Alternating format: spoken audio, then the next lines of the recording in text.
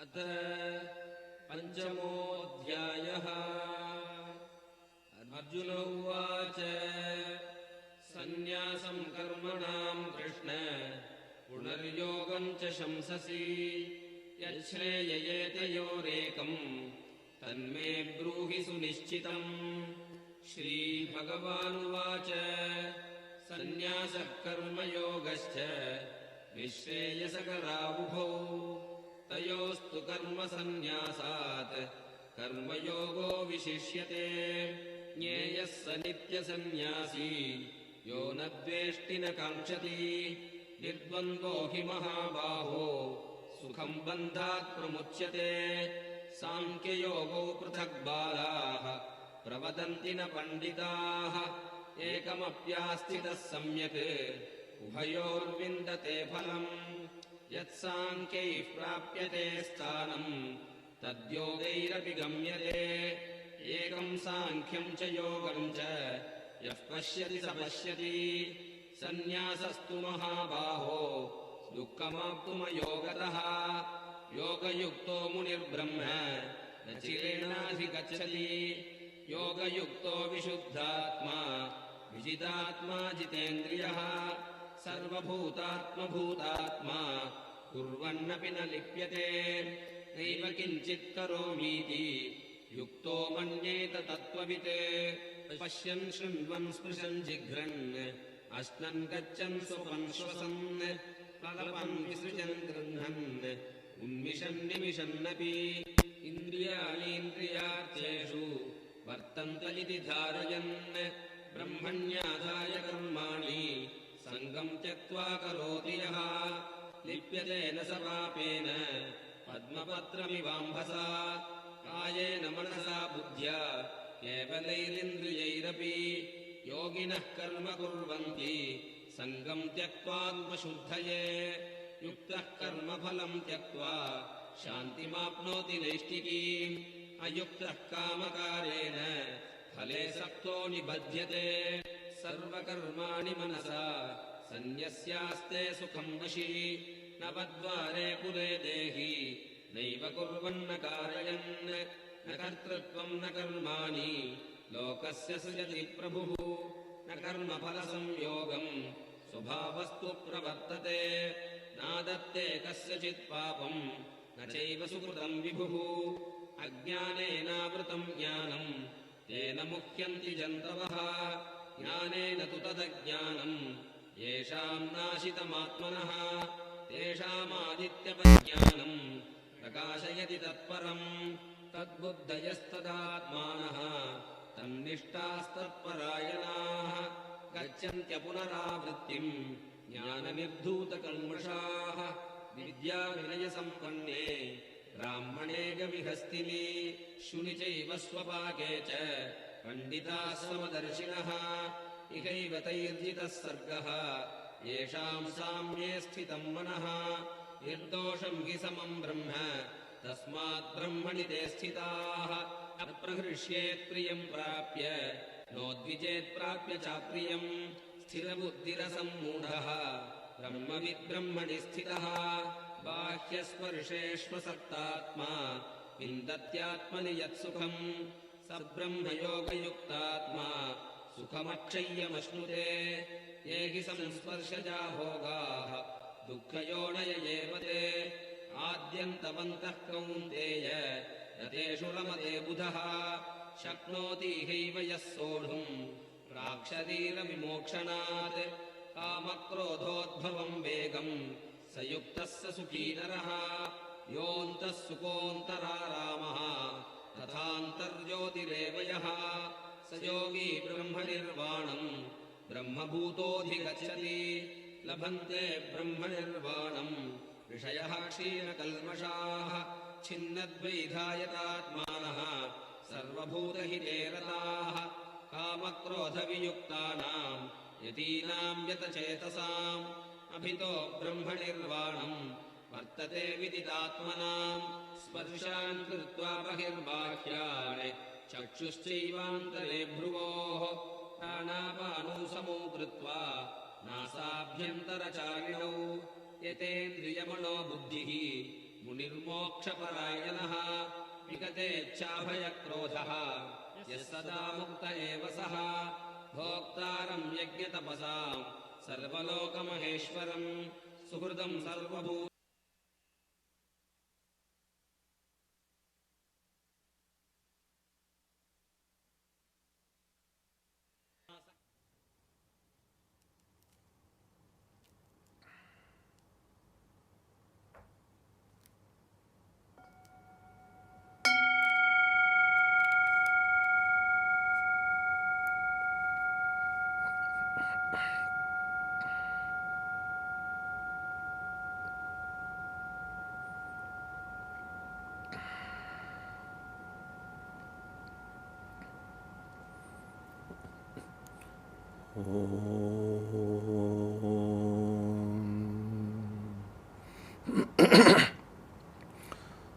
पृथिवी शान्तिरन्तरिक्षगं शान्तिर्द्यौ शान्तिर्दिशः शान्तिरवान्तर दिशा शान्तिरग्निः शान्तिर्वायुः शान्तिरादित्यः शान्तिश्चन्द्रमा नक्षत्राणि शान्तिरापः शान्तिरोषधयः शान्तिर्वनस्पतयः शान्तिर्गौ शान्तिरजा शान्तिरश्वः शान्तिः पुरुषः शान्तिर्ब्रह्म शान्तिर्ब्राह्मणः शान्तिः शान्तिरेव शान्तिः शान्तिर्मे अस्तु शान्तिः.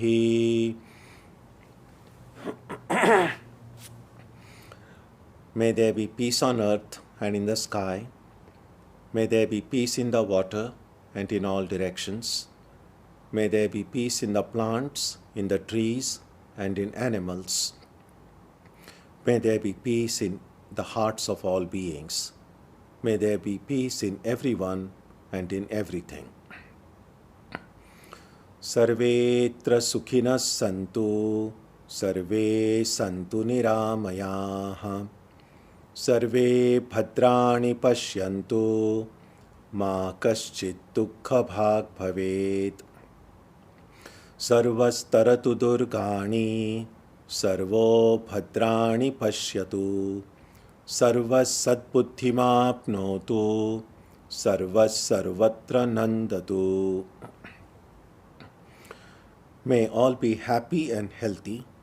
May all see what is good, and may no one experience misery. May all overcome their obstacles and acquire good tendencies. May people everywhere find joy and fulfillment.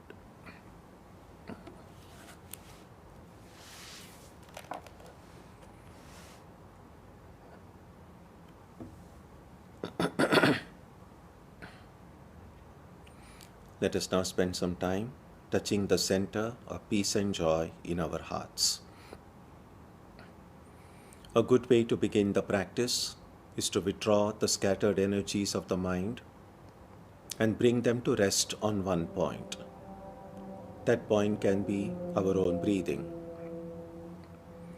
Let us therefore practice breathing with awareness.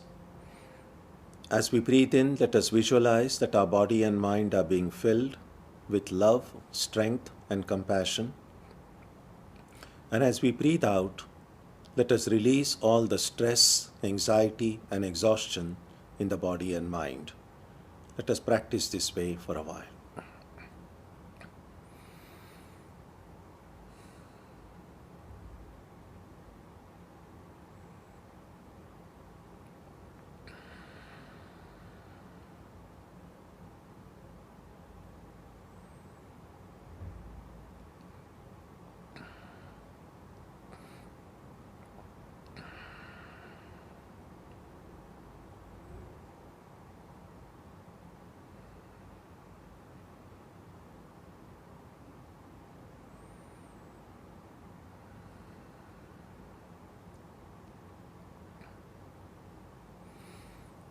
Let us now turn our attention to the region of our heart.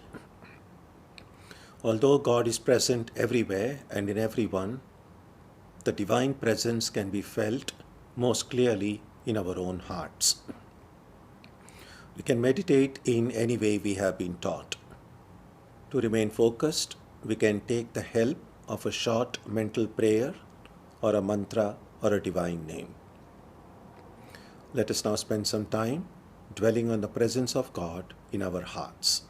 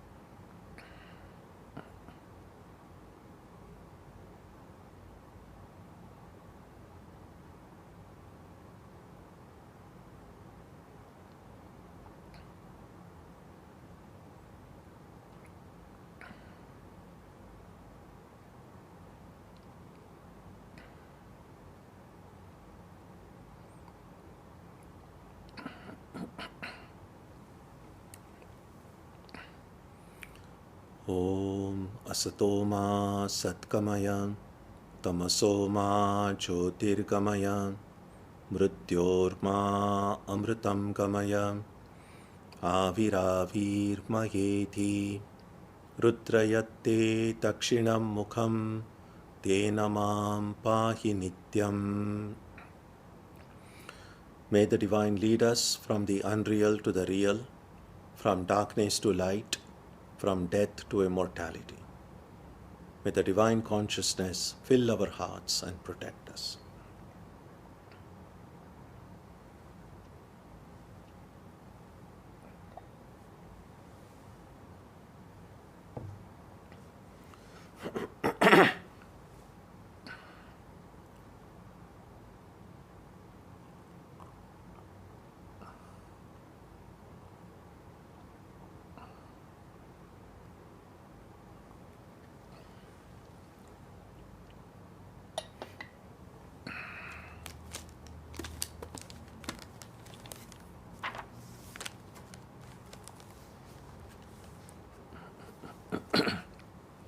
So we shall resume today with our study of who an ideal devotee or an ideal spiritual seeker is. Let us read verse 16. Anapeksha shuchir daksha udasino gatavyataha sarvarambha parityagi yo madbhaktas same priyaha. He who is free from dependence, who is pure, prompt, unconcerned, untroubled, renouncing every undertaking, he who is thus devoted to me is dear to me. Again, a set of qualities that a spiritual seeker or a devotee is expected to cultivate. Let's take them up one by one. Anapekshaha, it's translated here in this book as free from dependence. Apeksha means expectation. Anapeksha means no expectation. And anapeksha means the one who lives without expectation. This is a topic that we have discussed several times in the past, often remembering a verse from the Bhagavata, which goes simply like this: Ashahi paramam dukkham, nairashyam paramam sukham. It narrates a story and then comes to this conclusion that living with expectation is a perfect recipe for profound misery, and living without expectation is the best solution to live with profound joy in the heart. It seems such a simple solution, really, to live without expectations. But when we actually try to practice it in our lives, we find it's quite difficult. Unconsciously or consciously, usually unconsciously, we have built up so many expectations in the heart. Some of the expectations, we just kind of take it for granted.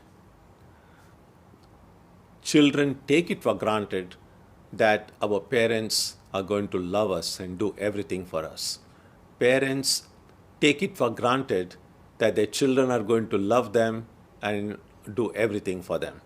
And usually this does work. Usually it does happen this way. But when it doesn't happen, then it creates profound pain and suffering on either side. I mean, not just between parents and their children. Every relationship that we have in this world, there are expectations inbuilt into those relationships.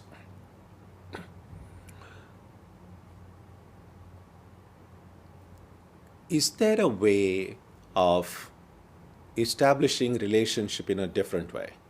When in any relationship, a person in a relationship will ask the question, not what I'm going to get out of this relationship, but what I'm going to give to it. If at all everyone does that, I think this world will be a truly happy place to live in. So in every encounter, we derive pain not by what we give, but what we expect in return and don't get it. Because giving is always, if that giving is voluntary and natural and spontaneous, then giving is always joyful. Of course, giving reluctantly, giving something when we are forced to give, that can be painful also. But giving out of the fullness of one's heart is always a joyful thing. Then we expect that just as I am giving, the person in front of me should also give. The problem with that is, I have control over myself, at least theoretically. But I have very little or no control over anyone in this world. In fact, many of us discover that we may not have full control over our own selves many times. What to speak of having control over others? The tragedy of the world is that most people are busy spending so much time, so much energy trying to control the environment around them, trying to control the people around them, trying to control the situation around them, and not spending enough time and energy to see how much control do I have over myself, over my own impulses, over my own desires, over my own expectations. It will be helpful if we try to turn the attention towards ourselves and try to see how I can be a better person before we try to make other people better. I can help other people only to the extent I can help myself. If everyone in the world becomes a reformer, there is a problem there, because then who is going to be reformed. So I think while we do need reformers, I think every person can be a reformer, but the first target, I don't know whether target is the right word, but the first person that needs reform is my own self. So I say, yes, I want to go and improve society. Okay, first thing I need to do to improve this society is first improve this person who is a part of this larger community. I want to go and make this world a better place. I want to make this world a place where everyone is happy. Good. But the first person to start is this person. I am a part of this world. Am I happy? If I cannot be happy, contented myself, what hope have I of making these billions and trillions of people happy around? So everything begins here. The same thing with regard to anapekshaha, living without expectation. So a second thing that will help in this regard is a recognition that what I'm going to get in this life, what I deserve in this life, will come to me. No power in the world can stop me from getting what I deserve, what is my due.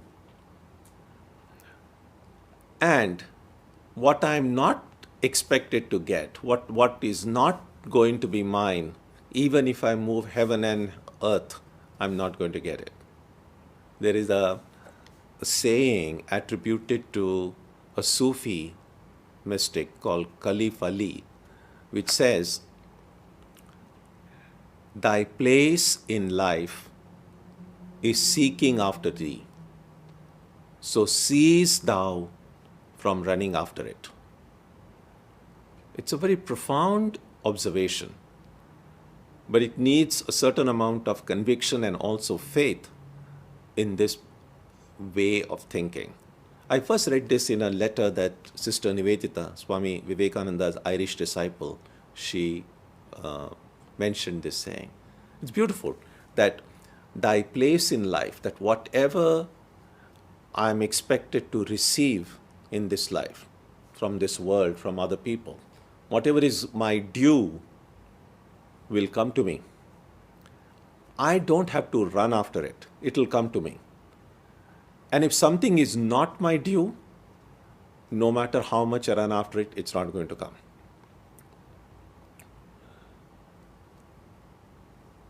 This insight also helps us a lot in living without any expectation, because if something that is mine will come, if it's not, it won't come. Let me do what is right.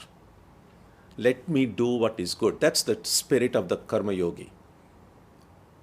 Or a bhakti path, a person on the bhakti path will say, I will do what will please the Lord, what will please God. And what pleases God is if I can live according to dharma. If I live truthfully, honestly, I can live without selfishness and hatred and anger. That will do it. Without any expectation from others. So that is anapekshaha, living without expectation. Because that is the only thing that will make us truly independent. People speak about freedom all the time. I want to be free, I am free. I'm not free. As long as I'm expecting anything from anyone in this world, I'm not free. I'm bound, I'm tied by my expectation. And those strings are being controlled by someone else. Because if I'm expecting something from someone, that someone, I'm giving that someone the power to make me happy or miserable. Because if I'm expecting something from someone and that person fulfills my expectation, I'm happy. If that person does not fulfill my expectation, I'm unhappy. So my happiness and unhappiness depend on the action of somebody else on whose actions I have no control. So I've already lost my independence. And so to be truly free, truly independent, live without expectations. live without any apeksha. That's the Sanskrit word, apeksha. So, a simple recipe for happiness. If I can touch my heart and say, I don't expect anything from anyone right this moment. I don't have to go to heaven. I don't have to do anything to be happy. I can be happy right now. If I can truly live without expect. The first step would be to at least minimize our expectations. That we have hundreds and millions of ways we keep on expecting things. Something could be very simple as, oh, I expect, I hope it's not going to be very hot this summer. I hope the weather is pleasant. That's an expectation. But I have no control over the weather. So why make myself miserable by just expecting whether the weather will be good or bad, the summer will be better or not? Don't expect, but just live in the moment. Do what needs to be done. Be ready for everything. Those are the ideas that will come later on. So first thing, live without expectations, because that is the only way to be independent. Next, who is pure? Shuchihi. And the yoga books and many other texts often speak about two kinds of purity. There is external purity, there is internal purity. External purity clearly is wearing clean clothes, having a shower every day, making sure that physically one is clean and pure and well groomed. Internal purity. Now there are many ways internal purity gets described. One way that gets often emphasized is the more I have desires for the perishable things of this world, my heart again is dependent, is bound by those desires, and to the extent it has lost its own freedom, it has become impure. So purity can be seen as something that is inseparably connected with freedom and independence. Anything that takes away my independence is a kind of a taint, is a kind of something that contaminates my freedom. And you see, anything that binds me is something that will not allow me to live freely, spontaneously, joyfully. And to that extent, that is something that is preventing me from expressing my purity fully. So that's another way people try to understand purity as inseparably connected with independence and freedom. Yet another way to understand purity is through purity of mind. Now, purity of mind we can see in terms of the functions of the mind. So we have seen on other occasions how the three primary functions of the mind are the affective function, the cognitive function, and the cognitive function. That is the intellectual part of my mind, which applies logic and reason. The other part of my mind, which applies feelings, which is application of feelings and emotions. And then there is the power of the will. So purity can be associated with all of these three. So purity of reason. In fact, the path of dhyana, the jnana yoga, is essentially to purify the power of reason. Reasoning itself cannot reveal God to us. There is in the Upanishad we read, Naisha tarkena matirapaneya. Tarka, just applying just logic and reason, you cannot understand the infinite. But then we say, but that's the only instrument we have. And if that will not help us, then what are we to do? And the answer is, purify your reason first. You have heard of people saying devil quoting scriptures. So sometimes what we do is we have a certain predetermined conclusion in mind, something that we want, something that we like, something that we desire, and then we apply our reason to arrive at that conclusion. It's a little bit like in the legal system, for instance. So there are lawyers, and you are either the prosecution or you are the defense attorney. Now, the goal before the prosecution is to prove that this person is guilty. And there is a set of evidences, and you use that evidence, you apply reasoning, logic with the available data and information to say this person is guilty.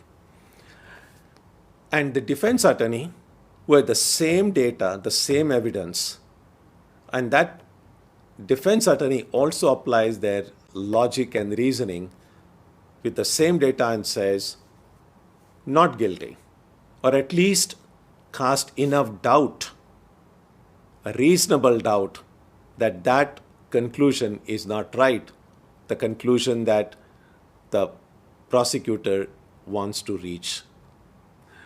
So both sides in a legal battle are trying to use logic and reasoning and wanting to reach two different results.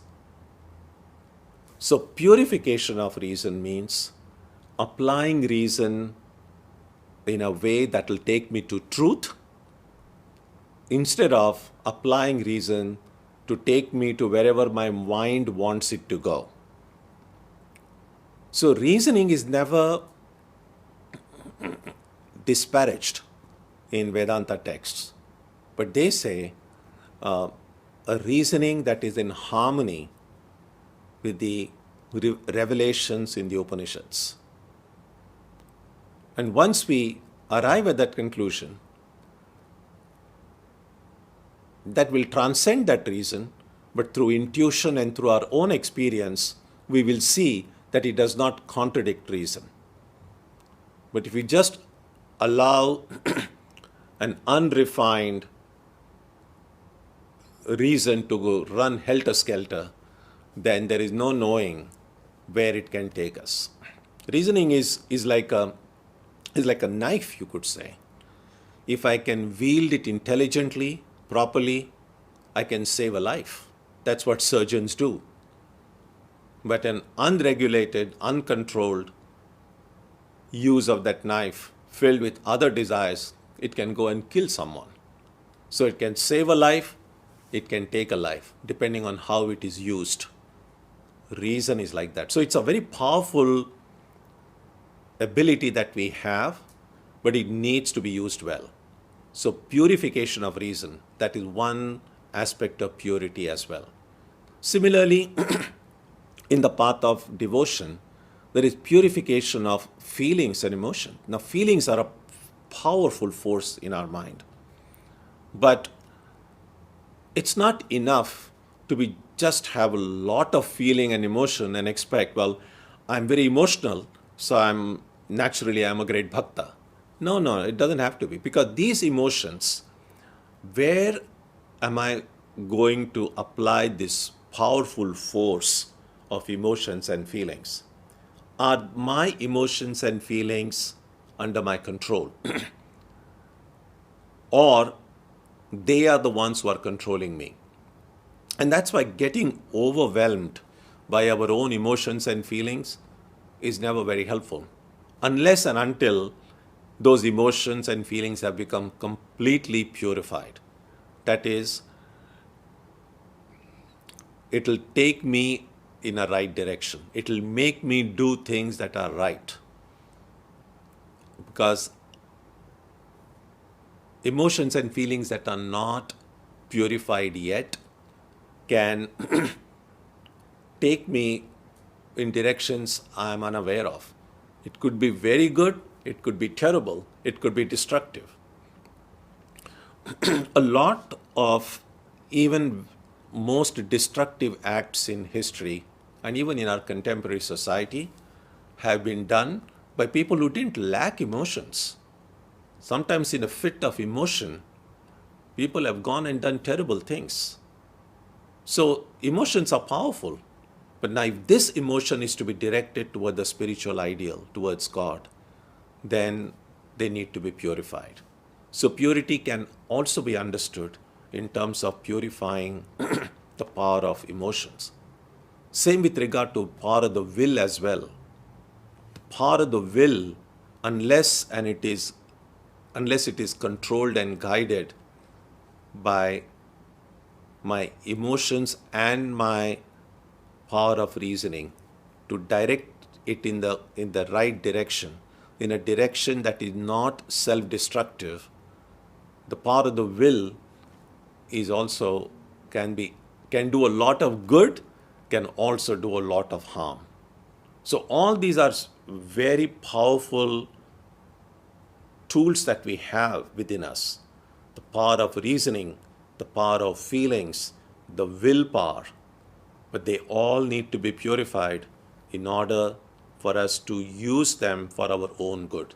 Something that will bring us happiness in life rather than pain and suffering. So that's about purity. Next, daksha. Daksha means promptness. Now in very simple terms, promptness would mean whatever needs to be done in my daily life, I should do it promptly. But there are certain nuances as well. Oftentimes, even to know that if there are 10 things that need to be attended to, which is the one that needs immediate attention, which can wait for a few hours, which can wait for a day, which can wait for a month. So very rarely do we find in our lives, we just have only one thing that needs to be done. If that's the thing, it's pretty simple. If there's only one thing to be done, get it done. But oftentimes, many of us will find that, there are a bunch of things, maybe 5, 10, 15. Not every one of us keeps a list of these things, but oftentimes we know there are a lot of things in our lives that remain to be done. So daksha, promptness, would also mean which of these things that I have yet to do needs my immediate attention. So even to prioritize my commitments, prioritize the things I need to do, will also come under daksha, promptness. And this is an important quality in spiritual life, because there are always going to be many things which need our attention. Now, if depending on how high my spiritual life is in the list of my priorities, my spiritual practice, how prompt I should be in doing my spiritual practices, what it should be prioritized over or what it will be prioritized under, that will depend on wherever I place spiritual life in my list of priorities. So, promptness. Udasinaha. Udasina, it's translated here as unconcerned. Now, unconcerned doesn't really sound like a great quality. In fact, it seems very negative, because concern, I feel concerned for you, seems like a quality worth having. I'm saying unconcerned. So unconcerned here is not in the sense of indifferent. Here, unconcerned really means unbiased. It means also that if there are, I don't make any distinctions. So if a certain thing needs to be done, it needs to be done. But I will not allow my decision making to be influenced by my biases and prejudices. So that will come also under udasina. The second factor in this term udasina or unconcerned really means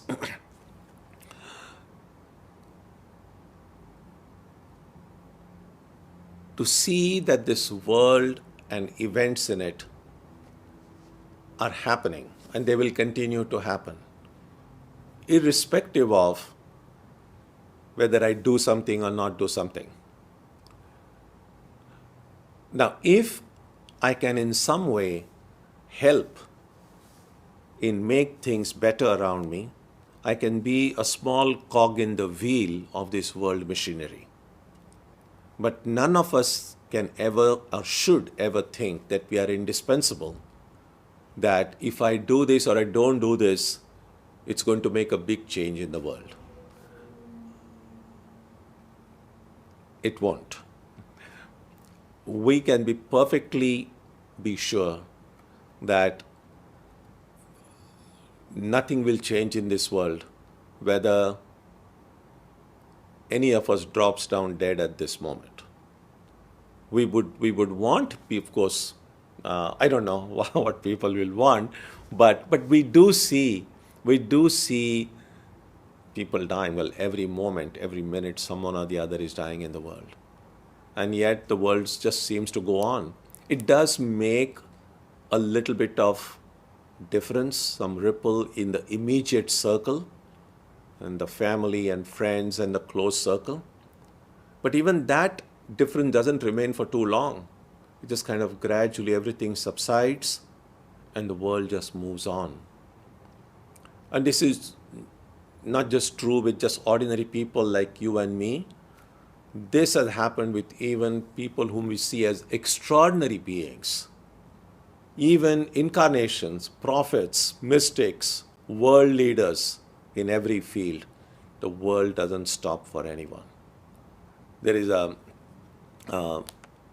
passage in the Gospel of Ramakrishna in which the recorder, Mahendranath Gupta, known as M, so towards the end, in one place he says that when this was after Sri Ramakrishna's passing, and so he is just reflecting in his own mind, and he says that when Sri Ramakrishna was in Dakshineshwar and when I used to go and meet him, it was impossible to imagine a world without him. He had become so much a part of my life that I thought if at any time Sri Ramakrishna passes away, I don't want to live. I just want to die also. The world is not worth living in where this kind of an extraordinary being is no longer there. And then, by which time already a few weeks and months have in fact passed after Sri Ramakrishna's passing, and then M says to himself, now so many months have passed and I am just fine. Yes, I do miss him, but still my life is still going on. Now, that's just one instance, but what I want to emphasize is that the world is just fine without us.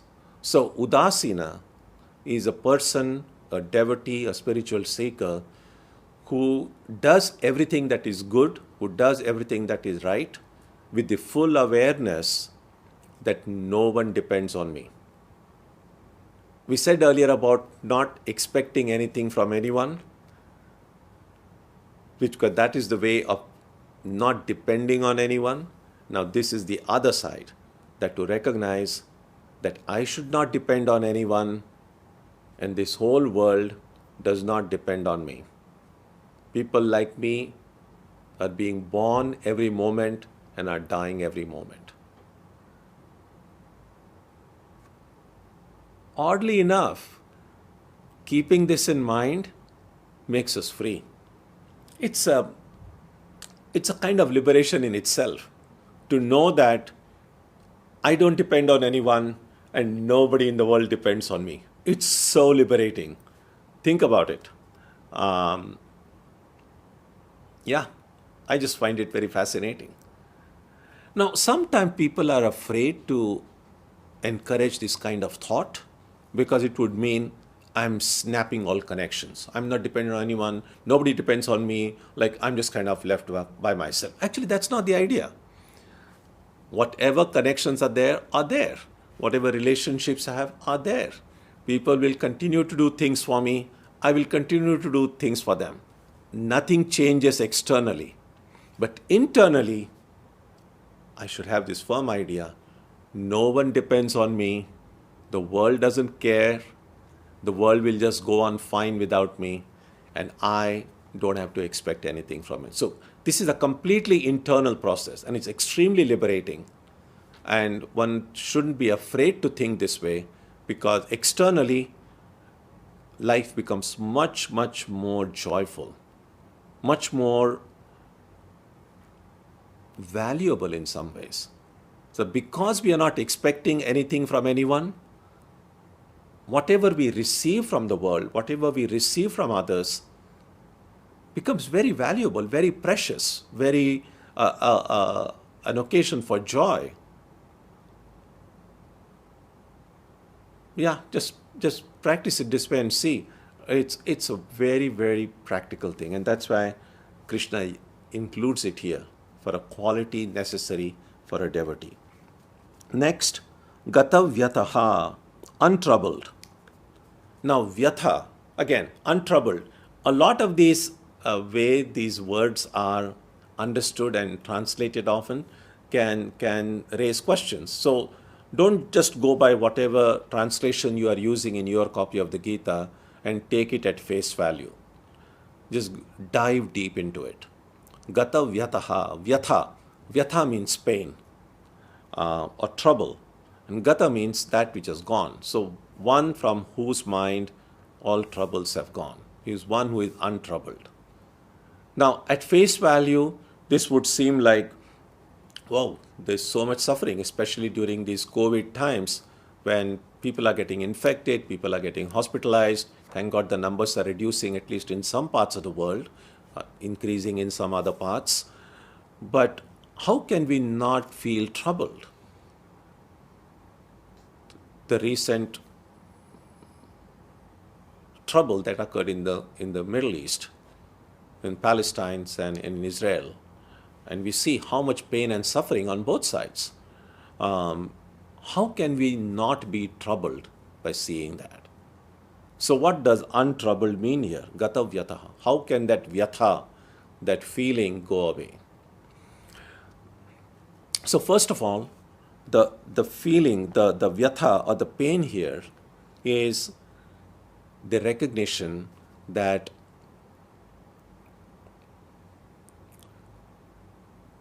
I will continue to do what needs to be done. But deep down, my connection with the divine is what gives me the strength to deal with both happy times and troubled times in the world in which I live. Because this vyatha, this pain, this suffering, if I am troubled by it, my ability to help with the troubled mind becomes less. That's just it.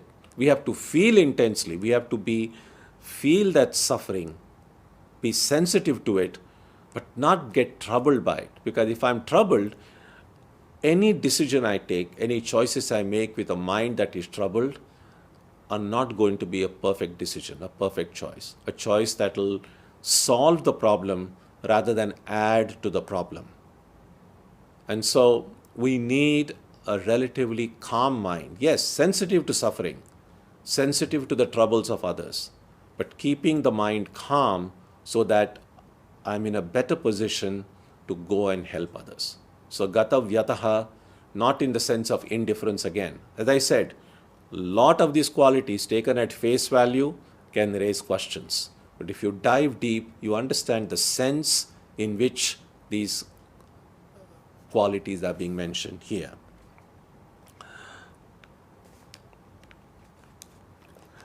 Untroubled can also be understood, Shankaracharya in his commentary, he says, gata bhayaha.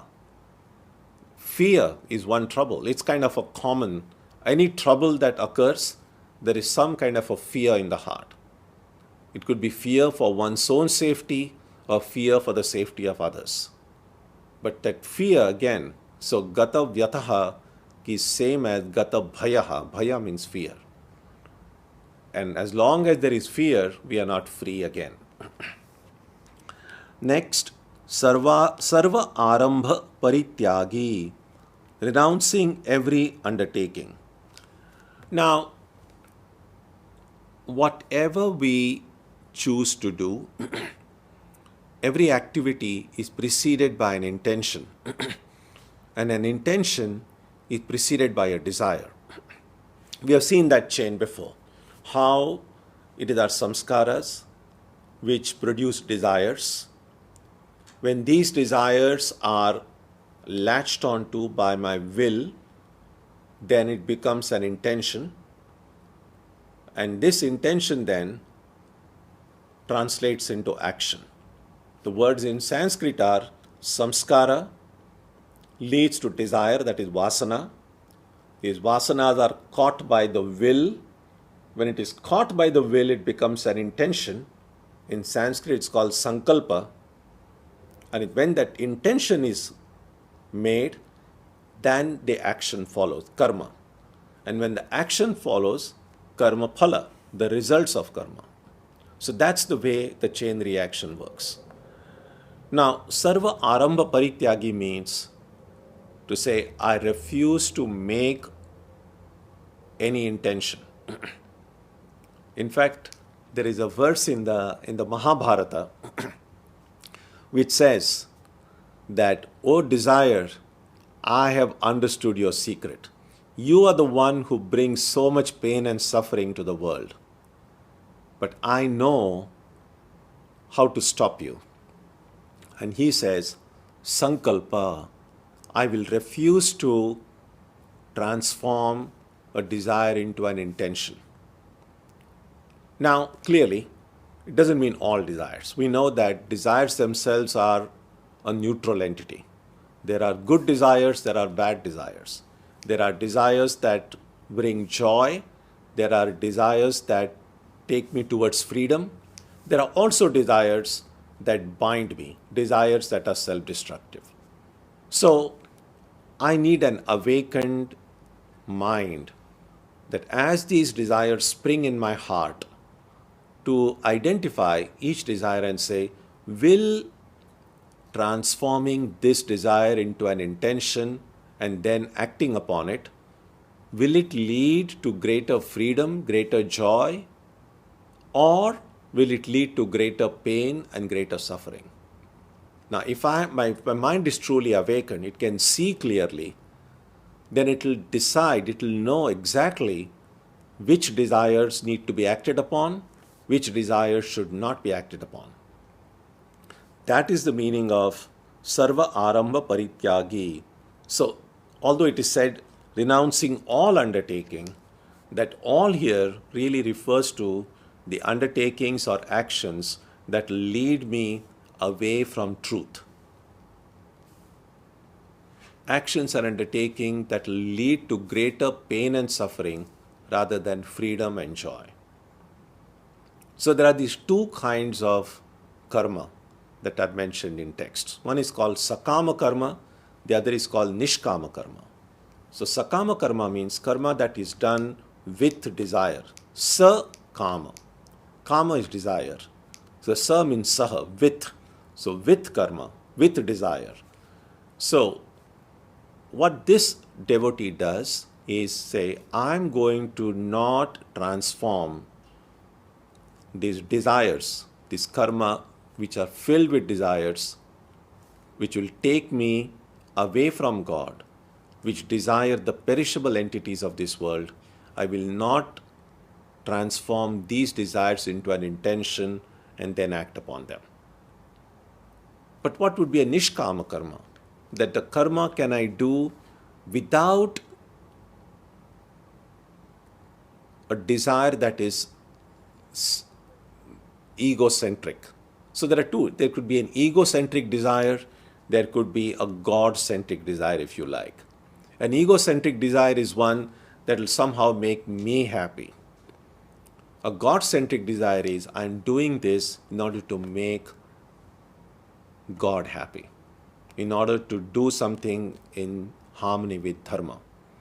That's why it's in Sanskrit they call it Ishvara Priti Urvaka Karma. That is, Ishvara Priti, Ishvara is God. Priti means out of love. So, work done out of love for God, with the hope and with the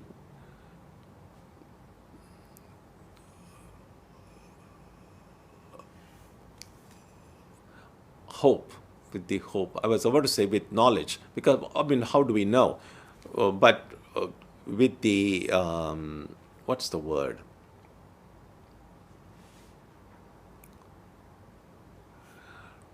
With the hope, with the feeling, with this somehow an instinctive feeling within that doing this will please the Lord. Again, we spoke earlier about purity of feeling, because unless the mind, unless the feelings are purified, a person could do something terrible thinking that it will please the Lord.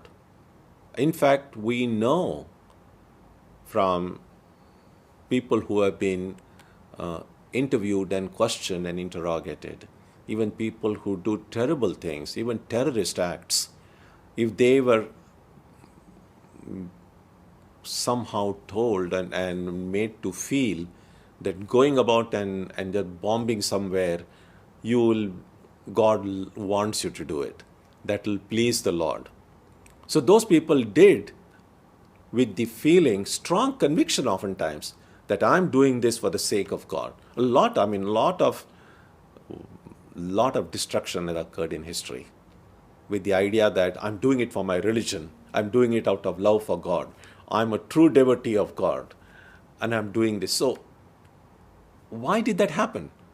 Because this feeling for God, this love for God was not purified. And because it was not purified, these acts done apparently out of love for God, apparently with the idea that it will please God, in fact turned out to be extremely destructive. It's impossible for most of us to believe God would want anyone to go and blow things up or to kill other people. So a certain amount of purifying of one's own understanding, purifying one's own emotions, one's own reasoning is important, so that all of these qualities are put to use in the right way.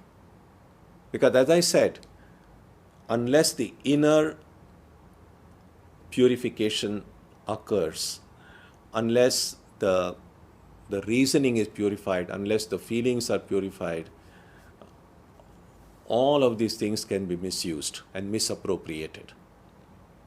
And so therefore, the word shuchihi is actually one of the key terms in this entire verse, because without that inner purification, these terms like unconcerned, untroubled, renouncing every undertaking, all of these could be misunderstood or would raise questions if I don't dive deep and see what is meant and what it is intended to do. So we will stop here now, and I would request you to reflect deeply over these qualities that Krishna mentions here. And if you have any thoughts, comments, and questions, you can share them, and we will meet again in another 5 to 7 minutes, and we will take a look at them. Om Jananim Saradam Devim Ramakrishnam Jagadgurum Padapadme Tayo Shritva Pranamami Muhurmuhu.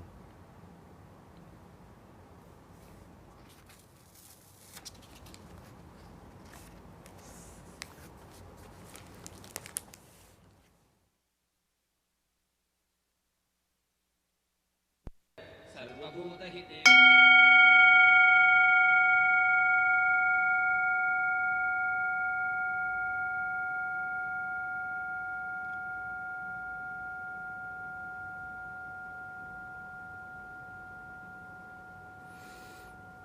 Let's take a look at the questions.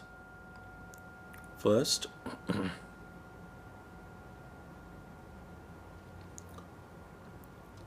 how would one keep their reasoning, feelings, and will pure?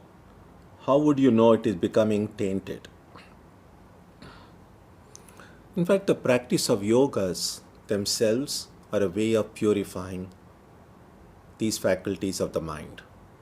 So those who practice Jnana Yoga, the first thing they do is it happens when you carry out the practices of connected with Jnana Yoga, it first purifies the power of reason.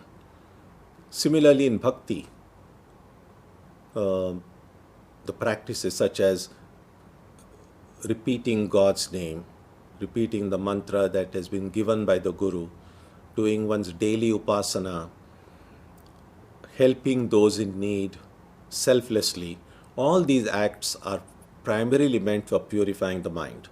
So this is the way to purify one's reasoning and one's feelings and one's will as well. And one of the ways we will know that they are getting pure is when we will make fewer mistakes.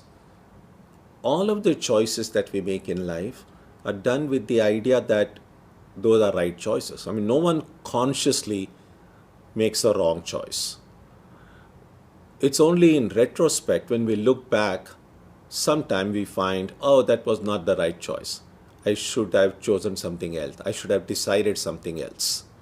So when we find in life we are making fewer mistakes, then that is a sign that my mind is getting pure. My mind is acquiring enough clarity to do things that are not self-destructive.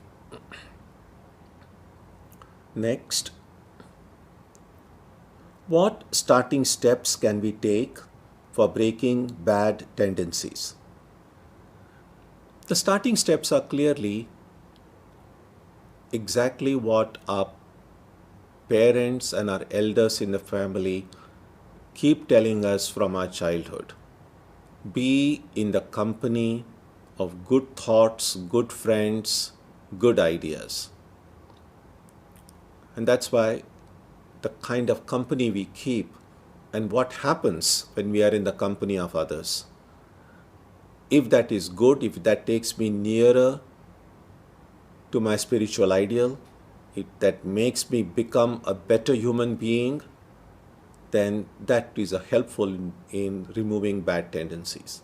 Similarly, the kind of books I read, the kind of television programs I watch, the kind of habits I develop, all of these things contribute because every action does produce an impression, samskara.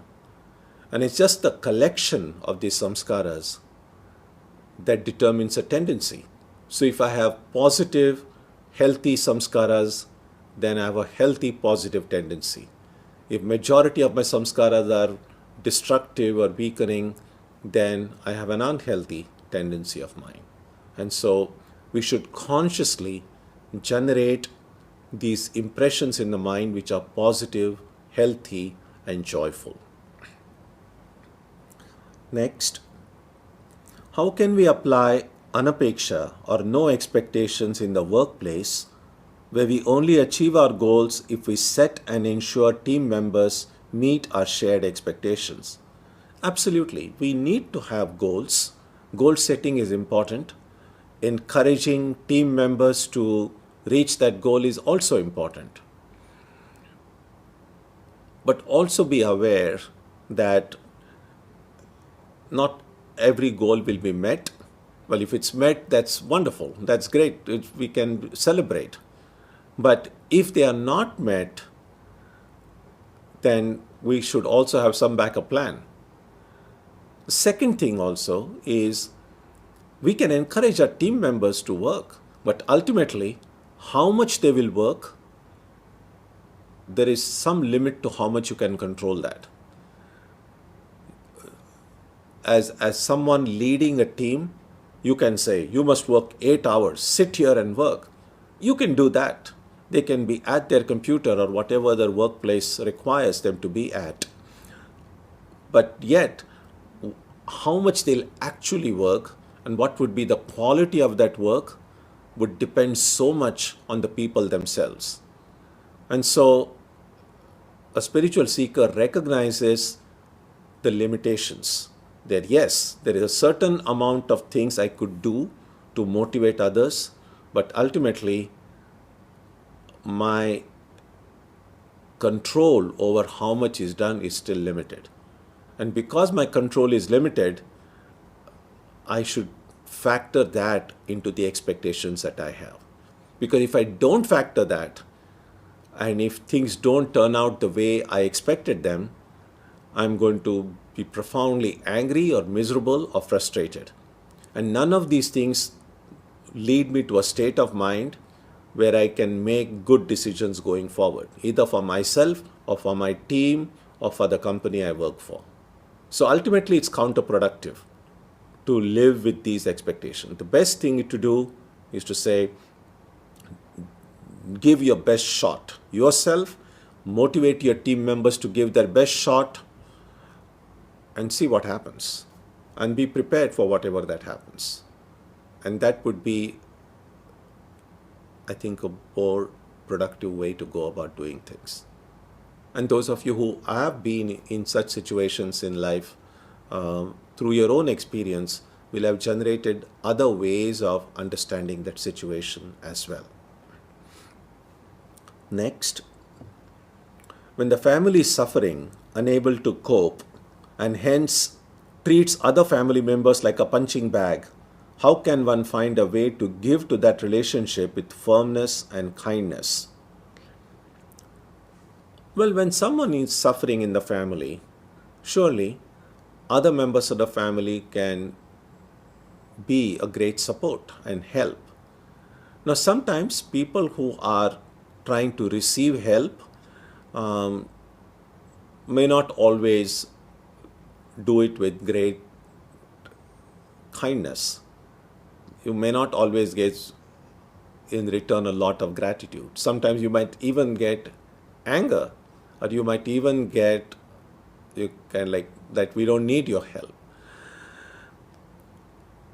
But if you know that it is something good for them, you will still do it. And that's what oftentimes parents do for their children. They see sometimes that what is good for the child, and even if the child resents it, they will still do it. And this kind of works well up to a certain point. And then when children become teenagers, they begin to think that they know better what is good for them than their parents. And then the equation kind of becomes a little bit murky. But we have to do the best we can and not expect anything in return. That's the goal. That's the ideal. Swami Vivekananda, in one of his letters to his disciples in Madras, he wrote to them, he says, and this is kind of a very generalized statement, but it just shows how difficult it is to be a karma yogi. So Swamiji wrote to them and said, if you want to go and serve in India, Swamiji was in America, and he was corresponding with his students and disciples in India. So Swamiji wrote to them, he said, if you want to go and, because he used to get a lot of letters saying, you are doing such great work, you have inspired everyone, we want to come and help you in your work. And then Swamiji wrote to them, yes, you're welcome. But he said, if you want to help in the work that I'm doing, then be prepared that the very people you help are the people who will turn against you. The very people you help might stab you in the back. The very people you help might be the people who kick you in return. In spite of that, if you're still willing to come and help them without complaining, without remonstrating, without getting frustrated, then you come. Because if you are just expecting that, I'm going to go and help people and they are all going to be very grateful and they are going to say, thank you, well, that's easy. But to go and help someone when that someone is not even acknowledging the help that you are giving and not just feeling bad about it, you're just saying, this is the right thing to do and I'm doing it without any expectation of any kind, then that is the true spirit of Karma Yoga. And that's difficult, it's absolutely difficult. But if we have reached that stage, then that is where Krishna says, such a bhakta, such a devotee is whom I like, who is dear to me. Next, How do we know if the desire of living another kind of life away from this world is a true call, or if we are just doing like Arjuna did in the first chapter, trying to run away from our real duties?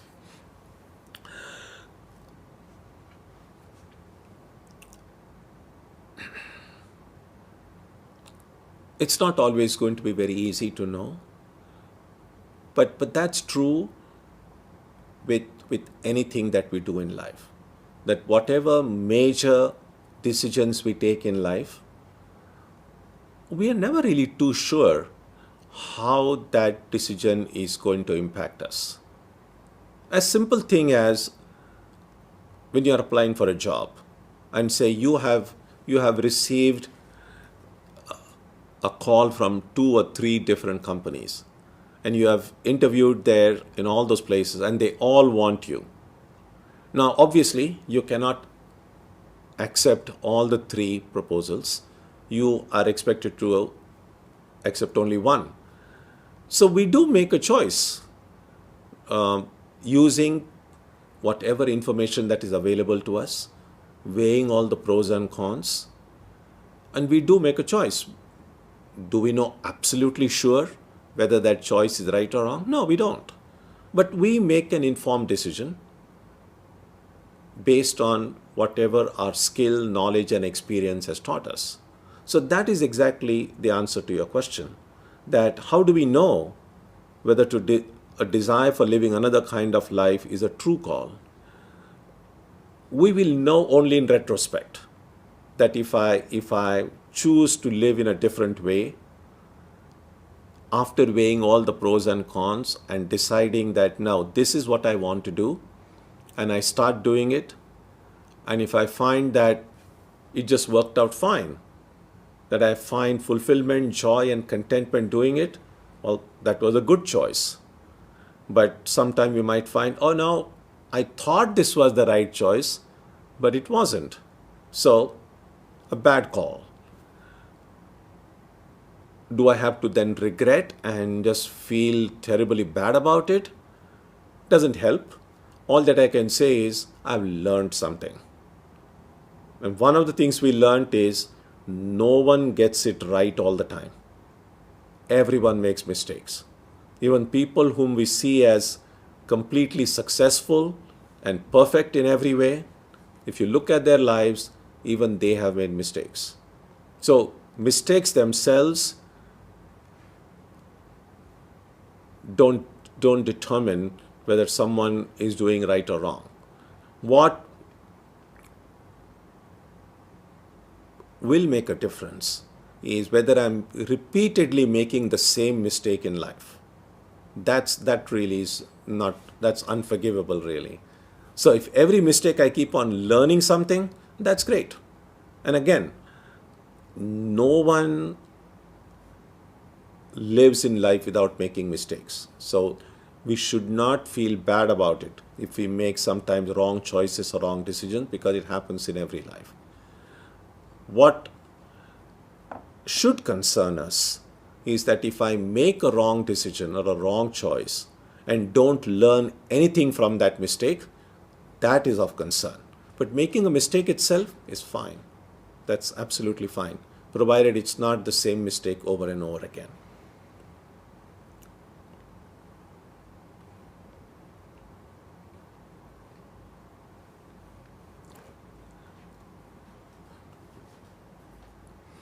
Next, what are practical steps we can take to practice self-compassion on a day-to-day basis if we make mistakes even when trying to do what is right?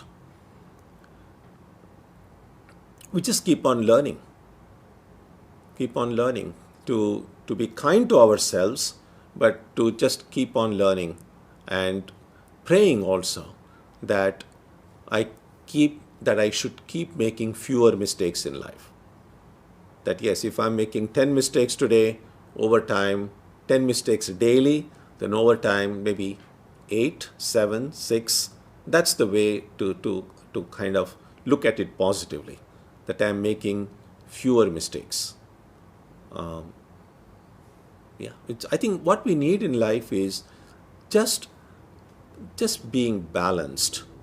not not having unreasonable expectations of oneself, but also not forgiving everything within oneself. So we should be able to take ourselves to task if we don't do what needs to be done, because that is always better than someone else taking us to task.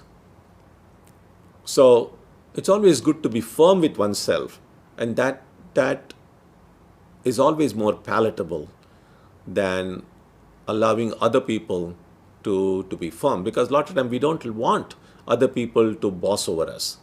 While the only alternative to not allowing other people to boss over us, that I should boss over myself.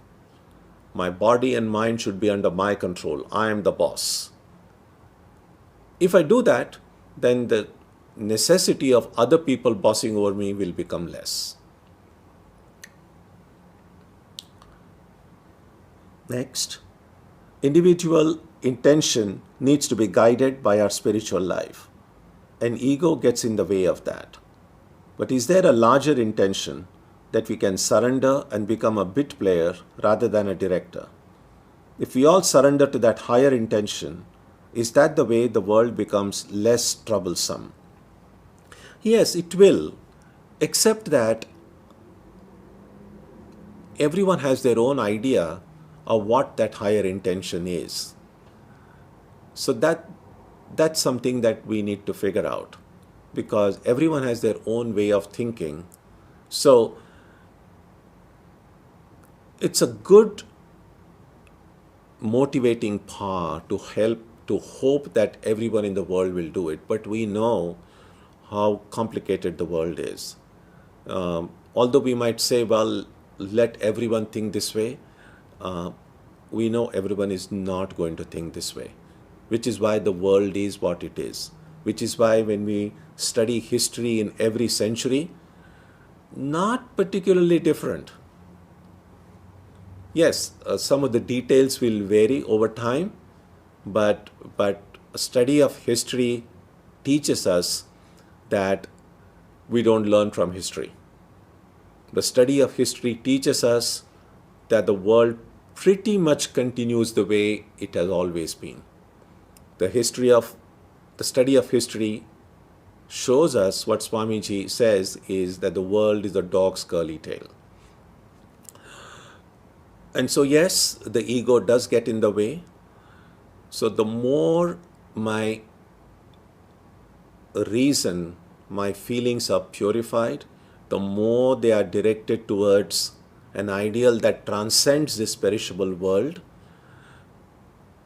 the better the world becomes for me. And the more the number of people who do that, to that extent, the world outside also becomes better. Now, it's not so much a matter of numbers. It's not as if in order for the world to become better, more than 50% of the world people should be good and less than 50% should be bad in order for the world to become good. I don't think it is simply a numerical issue.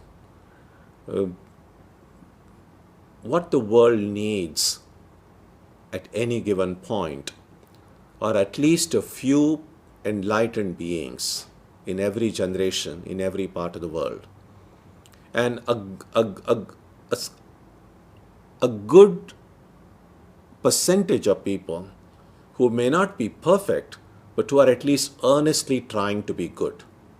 Now, numerically, these people who are enlightened and the people who are striving to be good may still be a minority, but their goodness can somehow hold in balance the wickedness, if you like, or you could say at least that material tendencies of the rest of the world that can still hold in balance.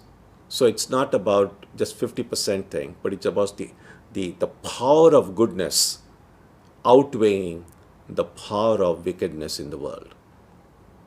And that's the hope that we should. And the very first thing, as we often say in Vedanta, is every one of us has to start saying the reformation process begins here. I must become good. I must become honest. And to the extent I'm able to become good, I might have some chance of influencing at least my immediate circle to become good. That's all that most of us can do. People like Jesus and Ramakrishna and Buddha, they do come periodically, and they will influence a vast section of humanity. But to a lesser extent, to a much smaller extent, every one of us can be that little spark of light.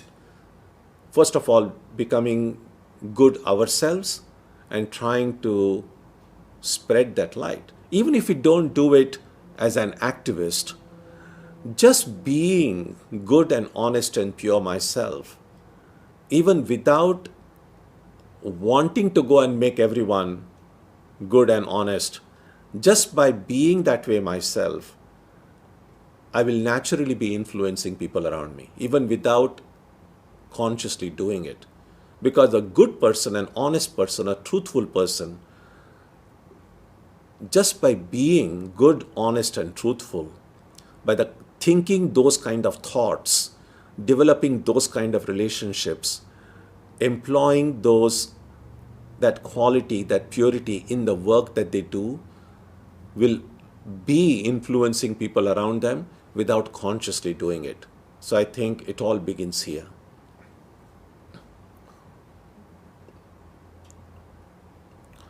Next, what about some of us who know what is right but still do what is wrong?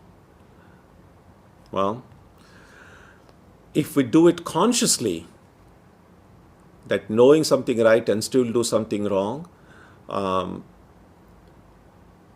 we can only hope that someday we will wake up and say that I know what is right, and yet I am so suffering because I am not able to put it into practice. So maybe my own pain, my own suffering, my own stumbling, my own falling down again and again will convince me that I should put into practice what I know to be right. And to the extent I am able to do it, I can say I have become awakened.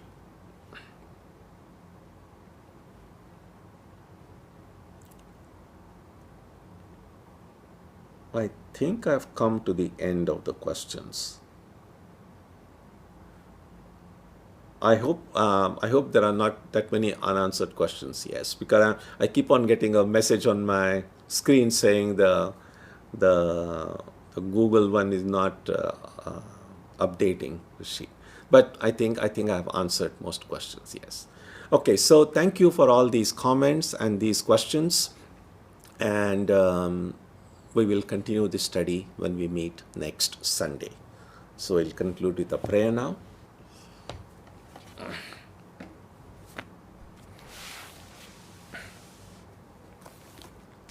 So next weekend happens to be the Memorial Day weekend, and we'll still meet, because I imagine that although some of you may be traveling, many of you probably may not be. So, and if you're traveling and if you're not able to attend the satsang next Sunday, you can always, of course, see it later on from the archives. So we will meet next Sunday and continue this study. So let's conclude with a prayer now.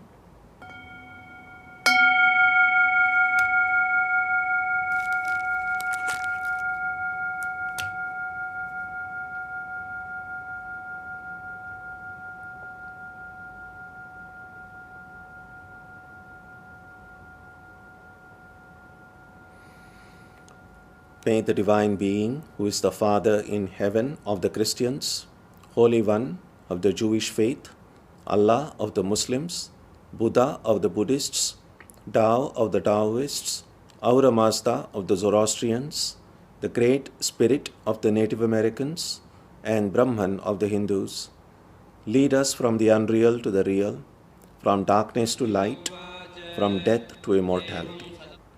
May we be granted strength, freedom, and clear understanding. May we learn to see God in our own hearts and in everyone around us. May God bless us all and fill our hearts with gratitude, grace, and love. Om Shanti Shanti Shanti. Peace, peace, peace be unto you.